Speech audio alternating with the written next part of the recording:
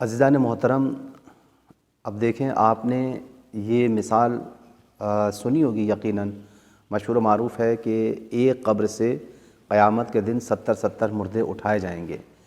تو کبھی آپ نے سوچا کہ آخر یہ بات کیسے شروع ہوئی اور کب سے شروع ہوئی کہ ایک قبر سے 70 مردے کس طرح اٹھائے جائیں گے؟ کیسے ممکن ہے یہ؟ تو اس حوالے سے میں یہاں پر ایک معجز نما گفتگو آپ کے سامنے پیش کر رہا ہوں کہ جسے ہم امام علی نقی علیہ السلام کے معجزات میں سے شمار کر سکتے ہیں۔ توجہ فرمائیے گا کہ امام علی نقی علیہ السلام کو جب متوکل عباسی نے مدینے سے سامرہ کی طرف بلایا اور اپنا لشکر بھیجا انہیں لینے کے لیے، تو آپ دیکھیں کہ یہ 243 ہجری کا زمانہ تھا اور 254 تک پھر امام علی نقی علیہ السلام وہیں سامرہ میں رہے۔ یعنی آپ یہ دیکھیں کہ 243 میں مدینہ سے یہاں تشریف لائے ہیں سامرہ، اور 254 ہجری میں جب آپ کی شہادت ہوئی ہے تو امام عالی مقام اسی جگہ پر سامرہ میں رہے ہیں۔ اور متوکل کے زمانے کے آپ نے تقریباً 14 سال جو ہے متوکل نے حکومت کی ہے۔ تو جب امام علیہ السلام کو اس نے بلایا ہے مدینے سے سامرہ اور اپنے سپاہیوں کو بھیجا، تو ان سپاہیوں کا گزر جو تھا وہ جنگلات سے، صحراؤں سے، مختلف آبادیوں سے گزرتا ہوا وہ لشکر جو تھا وہ گزر رہا تھا۔ اب آپ یہاں پہ دیکھیں کہ ان کے درمیان اتفاق سے ایک شیعہ بھی تھا، یعنی یوں کہا جائے کہ محبان اہل بیت بھی تھا، اور لشکر والے جو ہیں وہ جانتے تھے کہ یہ اہل بیت علیہ السلام سے محبت کرتا ہے، امام علی نقی علیہ السلام سے محبت کرتا ہے، امام علی علیہ السلام سے محبت کرتا ہے۔ تو وہ اسے جگہ جگہ پر بار بار اس کو جو ہے وہ ٹوکتے تھے اور چڑھاتے تھے، اور اس کے اوپر مثال کے طور پہ مختلف انداز سے طنز کیا کرتے تھے۔ تو یہاں پر جب وہ صحرا سے گزر رہے تھے تو بعض سپاہیوں نے اس سے یہ کہا کہ دیکھو، تمہارے امام جو ہیں امام علی علیہ السلام، جن کی امامت پہ تم یقین رکھتے ہو، ولایت پہ یقین رکھتے ہو، وہ یہ کہا کرتے ہیں کہ ایک زمین سے 70 مردے جو ہیں وہ اٹھائے جائیں گے۔ بھلا یہ کیسے ممکن ہے کہ 70 مردے جو ہیں وہ اٹھائے جائیں گے؟ بہرحال اس نے جو محب اہل بیت تھا، جو مولا کائنات کا چاہنے والا تھا، اس نے اپنی بساط کے مطابق، اپنے علم کے مطابق وہاں پر جواب دے دیا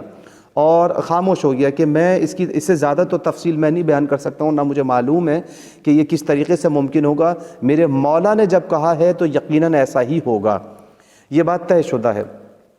اس کے علاوہ پھر اس نے جب وہ صحرا میں پہنچے ایک جگہ پر اور رات کی تاریکی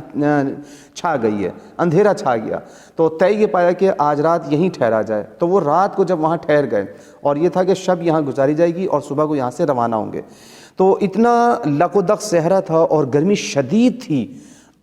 یعنی یوں کہا جائے کہ لوئیں چل رہی تھی بہت بری طریقے سے۔ اس وقت بھی اسی مومن بندے کو،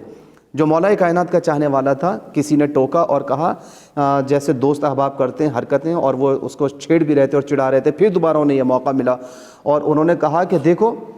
تم جو ہو جن کی محبت میں دیوانے ہوئے ہو، اتنی شدید گرمی کے اندر جو ہے یہاں پر کس طریقے کا موسم ہے، اور یہاں پر دیکھیں کہ یہاں ہم مولا کائنات کے آپ چاہنے والے ہیں، اور اس واقعے کو کس طریقے سے ثابت کیا جا سکتا ہے۔ بہرحال یہاں سے ہم چلے اور وہاں پہنچ گئے۔ پورا کا پورا قافلہ جو ہے مدینے پہنچا، جو لشکر کی صورت میں تھا، جو سپاہیوں کا لشکر تھا، اور اس کا سربراہ جو تھا سپہ سالار، وہ ہرثمہ تھا۔ جب امام علی نقی علیہ السلام کو واپس مدینے سے لے کر پلٹیں تو امام علی نقی علیہ السلام نے آپ دیکھیں کہ وہاں پر ان سے 1 ہفتے کی مہلت لی اور کہا کہ میں پہلے تیاری کر لوں۔ امام علیہ السلام 1 ہفتے کے جب بعد سامان سفر تیار کیا تو تمام کا تمام امام عالی مقام نے لحاف اور یوں کہا جائے توشک اور مختلف سردی کے گرم کپڑے، وہ سارا کا سارا سامان تیار کیا۔ ہرثمہ بڑی حیرت سے دیکھ رہا تھا کہ اتنا سفر گرمی کا ہے اور اتنی شدید گرمی ہے، یہ شیعوں کے کیسے امام ہیں جو اتنی شدید گرمی میں بھی سردیوں کا سارا سامان لے کر چل رہے ہیں۔ بہرحال امام چلے، اور اس کے بعد جب رات کو اسی صحرا میں ٹھہرے ہیں واپسی پر، تو پھر لوگوں نے، چند سپاہیوں نے اسی مومن کو پھر یہ کہا کہ دیکھو، جس آدمی کو سردی اور گرمی کا پتہ نہ ہو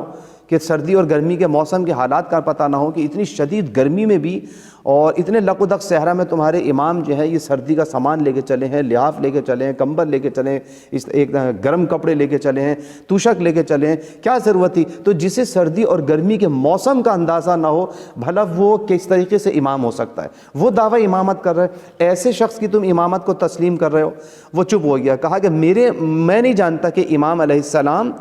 کس وجہ سے یہ سامان لے کے چلتے ہیں، اس لیے کہ امام لے کے چلے ہیں تو امام ہی اس مصلحت کو بہتر سمجھتے ہیں۔ بس عزیزان محترم، وقت گزرا، سب لوگ رات کی تاریکی میں محو خواب ہو گئے۔ ہوا کیا؟ اب دیکھیں یہاں پر، جیسے ہی رات نے اندھیری رات نے سب کو ڈھانپ لیا اپنے اندر، اور رات کا کچھ حصہ گزرا، کیا دیکھا کہ اس لق و دق صحرا کے اندر جہاں گرم ہوائیں چل رہی تھی، ایک دم موسم تبدیل ہونا شروع ہوا،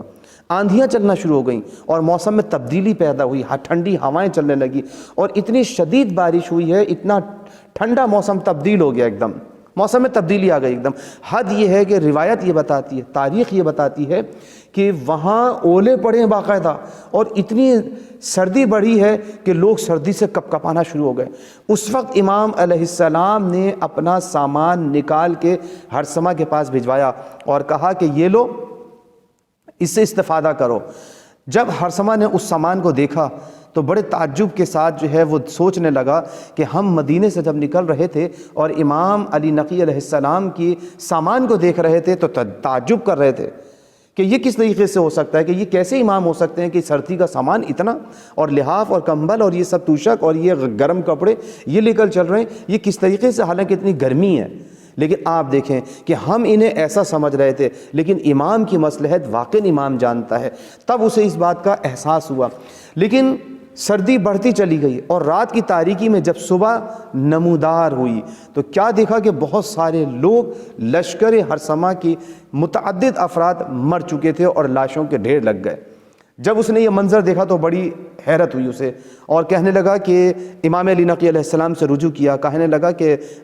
یا امام اب آپ بتائیے فرزند رسول، اب کیا کیا جائے؟ یہ اتنے سارے لوگوں کی لاشیں یہاں پڑی ہیں، کیا ان کو کس طریقے سے کیا کام کیا جائے اب ان کے ساتھ؟ تو امام نے کہا کہ ہرثمہ ان سب کو یہیں کے یہیں دفنا دو۔ اب جب سب کی تدفین ہو گئی تب امام علیہ السلام نے پوچھا کہ ہاں سب کی تدفین ہو گئی؟ امام نے ہرثمہ نے کہا کہ ہاں فرزند رسول، سب کو دفنا دیا۔ تب امام نے وہاں پر اس سے مخاطب ہو کر کہا کہ اب بتاؤ میرے جد نے صحیح کہا تھا یا نہیں کہا تھا کہ ایک قبر سے 70 مردے اٹھائے جائیں گے؟ تو پتہ چل گیا کہ کس طریقے سے صحراؤں کے اندر، زمینوں کے اندر کس طرح سے مردے دفن کیے جاتے ہیں۔ تم میرے جد کا مذاق اڑا رہے تھے، اور کہاں ہے وہ شخص کہ جو میرے محب کا، ہمارے چاہنے والے کا مذاق اڑا رہا تھا، اور وہ یہ کہہ رہا تھا کہ وہ امام کیسے ہو سکتا ہے کہ جسے یہ تک معلوم نہ ہو کہ سردی گرمی کا موسم کیسا ہے اور اس گرمی کے اندر سامان کون سا لے کے جانا چاہیے۔ جب تحقیق کی عزیزان محترم تو آپ دیکھیں کہ وہ شخص جو مذاق اڑا رہا تھا اس محب اہل بیت کا، پتہ چلا کہ وہ بھی لقمہ اجل بن چکا تھا۔ تو امام علیہ السلام نے بتایا کہ دیکھو ہم مصلحت خداوندی کو جانتے ہیں، مشیت خدا کو جانتے ہیں، اور کیوں نہ ہو کہ امام علی نقی علیہ السلام کا یہ معجزہ، یہ خبر سب نے اپنی آنکھوں سے مشاہدہ کی، اور کیوں نہ ہو ایسا، اس لیے کہ یہ امام مشیت الہی سے بولتے ہیں، یہ ارادہ پروردگار سے بولتے ہیں، یہ ترجمان وحی پروردگار ہیں۔ پس عزیزان محترم، اب اس بات سے اندازہ ہو گیا کہ جو دنیا حکومت پہ تو قابض ہو سکتی ہے، لیکن مشیت پروردگار کے بغیر جو کلام نہیں کرتے وہ اسی خاندان والے ہوتے ہیں۔ بس یہ امام علی نقی علیہ السلام کی زندگی کا ایک بہترین معجزہ بھی ہے اور واقعہ بھی ہے، جس میں امام نے اپنی گواہی بھی دے دی کہ ہم دیکھو کس طرح سے ہمیں موسموں کے اوپر عبور حاصل ہے، دسترس حاصل ہے، علم رکھتے ہیں، اور اپنے جد امیر المومنین حضرت علی علیہ السلام کی زبان سے نکلے ہوئے الفاظ کی تصدیق بھی امام علیہ السلام نے پریکٹیکلی طور پر کروا دی ہے یہاں پر۔